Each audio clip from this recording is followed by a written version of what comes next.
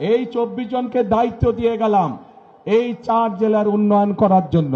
Yes, 12 তারিখে ধানের শীষকে জয়যুক্ত করতে হবে। এই 24 জন দাঁড়ান, তো ওখানে দাঁড়ান, 24 জন দাঁড়ান, এখানে ওখানেই দাঁড়ান, আপনি ওখানেই দাঁড়ান, লাইন করে দাঁড়ান, ধাক্কাধাক্কি করো না, ধাক্কা দিয়ে করছো না, লাইন করো না, লাইন করো না, জাস্ট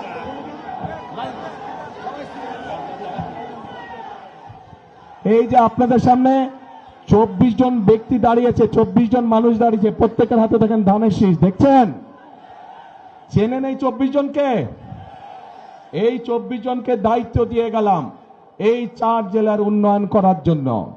তাদের হাতে ধানের শীষ দিয়ে তাদেরকে আমি দায়িত্ব দিয়েছি। এখন আপনারা আপনাদের দায়িত্ব বুঝে নিতে হবে তাদের কাছ থেকে। পারবেন? তাহলে 12 তারিখে পরিকল্পনা কি আপনাদের? ধানের শীষে ভোট দিতে হবে।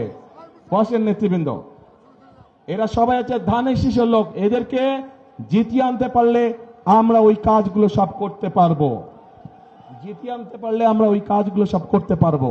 কিন্তু এদেরকে জিতাতে হলে আপনাদেরকে এগিয়ে আসতে হবে।